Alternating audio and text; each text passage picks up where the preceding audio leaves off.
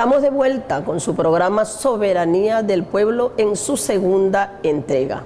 Nuestro tema de hoy, ataque cibernético al sistema financiero venezolano.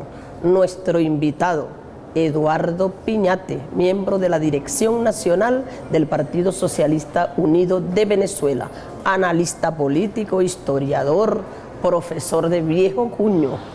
Eduardo es de verdad un camarada formado para esa comunión que el pueblo de Venezuela necesita hoy. Es uno de los camaradas que hace grandes aportes para la comprensión del momento político con sus acostumbrados artículos semanales a través de las páginas del Partido Socialista Unido de Venezuela, a través de reconocidos diarios de circulación nacional y de circulación regional. En fin, es un investigador ya natural que no ha abandonado su rol de investigador y ha entendido qué importancia tiene hoy contribuir con el proceso de formación de nuestro pueblo, con el proceso de consolidación de la conciencia para la defensa de la revolución en un contexto donde la revolución se debate en el marco de una guerra en todas sus manifestaciones, económica, psicológica, guerra incluso donde se han ensayado actos de terrorismo, modos de actividad delincuencial poco usados en nuestro país, precisamente buscando aterrorizar a nuestro pueblo, de violencia política, de violencia de género. Bueno, creo que en estos tiempos le ha tocado al presidente Nicolás Maduro enfrentar dificultades que yo me atrevo a decir que no enfrentó el comandante Chávez, porque este momento de verdad de tanta creatividad del imperio, los laboratorios activados, Eduardo. Así que, bueno, de lo que se trata es justamente de que podamos contribuir para que nuestro pueblo se ubique, y ese es el propósito de nuestro programa, un propósito de moralización, de enseñanza, de tributar a la conciencia del pueblo. Eduardo, te dejamos una pregunta en el aire, ¿verdad?, que José Alejandro la había anunciado.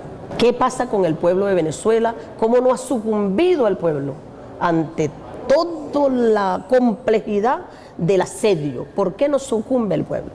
Sí, mira, la guerra no convencional, esto que llamamos guerra no convencional, algunos han llamado guerra de cuarta generación, de quinta generación, viene siendo aplicada y orientada y dirigida desde los Estados Unidos, desde el imperialismo, desde la oligarquía financiera transnacional, desde hace ya varias décadas, y obtuvo resultados positivos para los intereses imperiales, por ejemplo, en toda la zona del Cáucaso, de los Balcanes, ¿okay? Los países que se desmembraron luego de la desintegración, el derrumbe de la Unión Soviética y del bloque socialista europeo, el caso de Yugoslavia, Checoslovaquia, ¿no? Hoy por hoy el caso de Ucrania, por ejemplo, más recientemente. Es decir, es una guerra que ha tenido resultados importantes para ellos. Ahora, en este continente, y particularmente en Venezuela, no han podido lograr esos objetivos. Decía el presidente Maduro, yo lo he comentado varias veces, una reunión que teníamos, creo que en la dirección del partido, a principios de este año, que Venezuela iba a ser el lugar, o debía ser el lugar, el sitio del planeta donde derrotáramos la guerra no convencional. Y ha venido siendo así. Hay una multiplicidad de factores. La primera, y yo creo que es el elemento esencial, es que con todo el esfuerzo que ellos han hecho, con toda la guerra, con todo el producir el desabastecimiento, los altos precios, golpear fundamentalmente el salario de los trabajadores, el ingreso de la familia venezolana, todo eso que ha estado en el centro del ataque del imperialismo, unido por supuesto a las otras formas, los asesinatos selectivos. Aquí hay, yo he perdido la cuenta de cuántos se han quedado pegados de los cables de alta tensión tratando de tumbar la energía eléctrica en el país, sabotear el sistema eléctrico. Es decir, todo eso no ha logrado el resultado por varias razones. Ellos no han logrado fracturar la unidad del pueblo venezolano.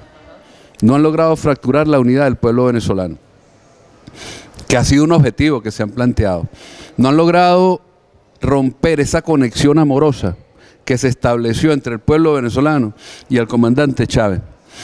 Y el legado que dejó el comandante Chávez sigue siendo asumido de manera con mucha fuerza, con mucha convicción por parte del pueblo venezolano, de los trabajadores, los campesinos, los indígenas. Es decir, la obra revolucionaria, la obra social, la obra democratizadora en lo político, la obra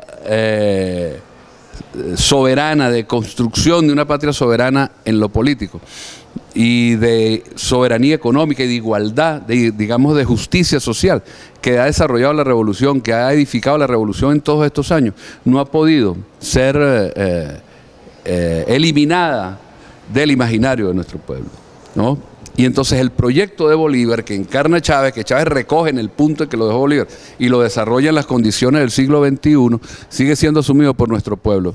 Ellos obtuvieron una victoria en diciembre de 2015 porque lograron afectar, desmoralizar una parte de nuestro pueblo.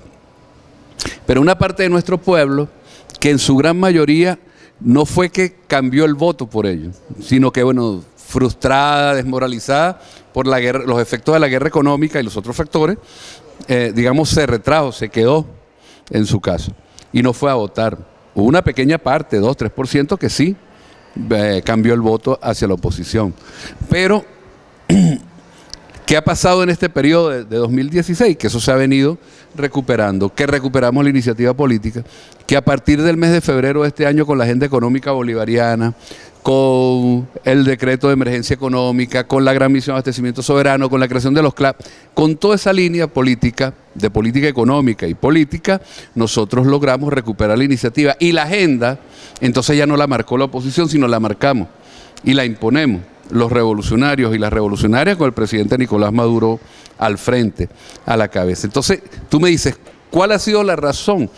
Yo diría, y estoy convencido de eso, que es la conexión amorosa del pueblo con Chávez, que no ha sido rota, y con el proyecto bolivariano, y eso hoy está encarnado en el presidente Nicolás Maduro y en la dirección político-militar de la revolución, que viene conduciendo este proceso de lucha muy difícil, muy duro, y que enfrenta formas nuevas como la guerra cibernética.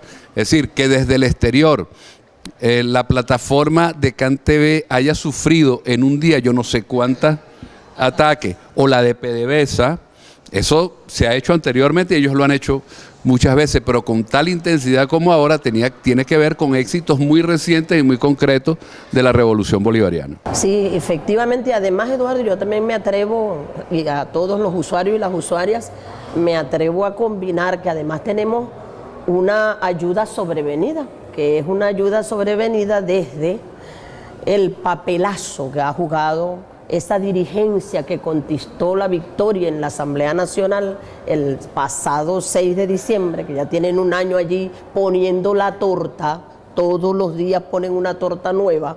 Sin duda eso también ha desmoralizado las fuerzas de la contrarrevolución, porque no acompañan decididamente a esa dirigencia que se aglutina en la MUT y que tiene grandes contradicciones, y sin duda eso también juega hace su papel, pues, que no es una ayuda que nosotros estamos buscando.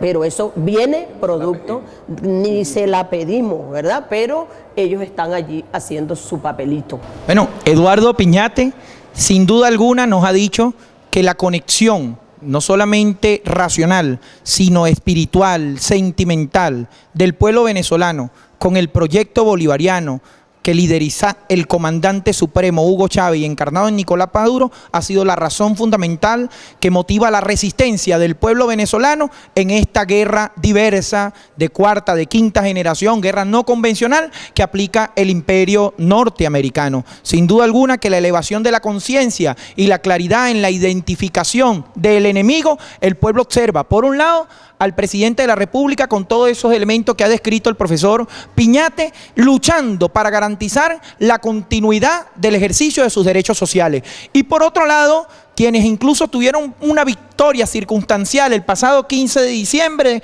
del año pasado en la Asamblea Nacional, se inmiscuyen en una guerra profunda contra los intereses del pueblo. Pero bueno, ya continuaremos en nuestro tercer segmento profundizando sobre estos aspectos y escuchando diversas opiniones, mientras los invitamos a que continúen en sintonía de 4F TV y su programa Soberanía del Pueblo, tan solo haciendo clic.